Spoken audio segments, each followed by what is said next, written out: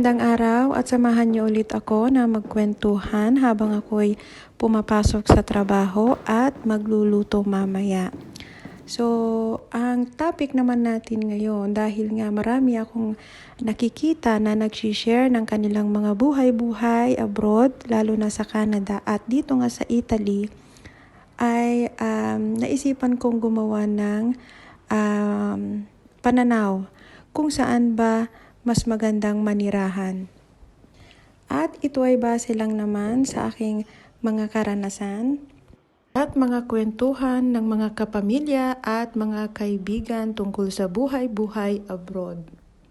At ang pagkakaiba nga ng dalawang nasyon na ito na puntahan ng mga Pilipino para magtrabaho ay unang-una ang lingwahe. Siyempre, kapag sa Canada, hindi na tayo mahihirapan na mag-adapt ng language nila kasi nga second language naman natin sa school yung English. So kahit hindi tayo masyadong magaling, kahit pabarok-barok minsan, at least nakakaintindi tayo at nakakapagsalita kahit papano. Samantala, dito sa Italia ay kailangan mo talagang pag-aralan ang kanilang salita. Kung hindi, ay ibebenta kanila. So, nung bago pa lang ako dito, bagong dating ako ng Italia, hindi pa masyadong ginagamit ang salitang English kumpara ngayong generation ngayon.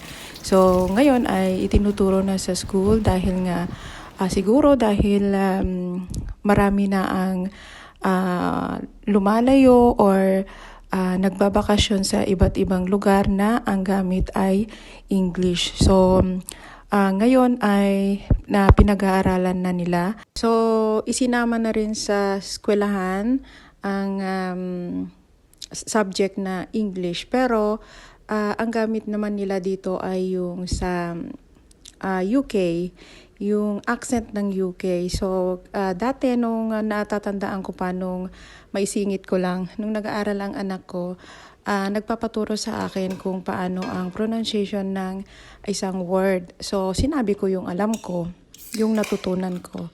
So, sabi niya hindi daw. Excuse me. At mali daw, sabi ng kanyang guro.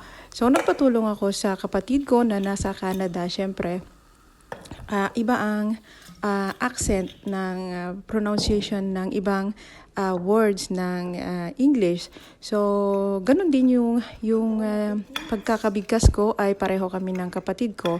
So, hindi na pinagpilitan yung anak ko yung itinuro namin.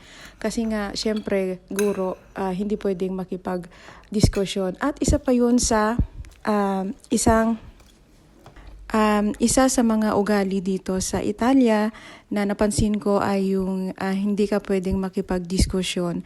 So kahit tama ka, tama yung rason mo, at kung hindi ka marunong or mahina ang loob mo na katulad ko na makipag-diskusyon, wag mo nang ipagpilitan yung alam mo. So, yun yung experience ko dito sa Italia.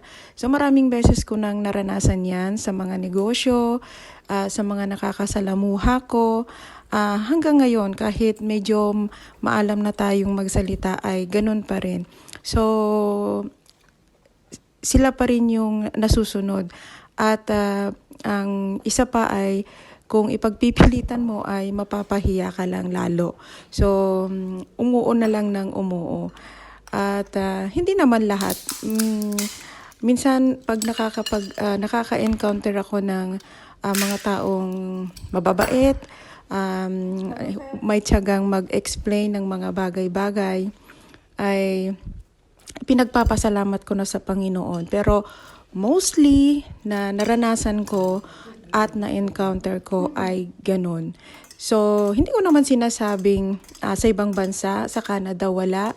So, kahit naman tayo, meron pa ring discrimination, meron pa ring, at least sa bansa natin, kaya nating kapag talagang matapang ka, kaya nating diskusyon sa kapwa Pilipino natin.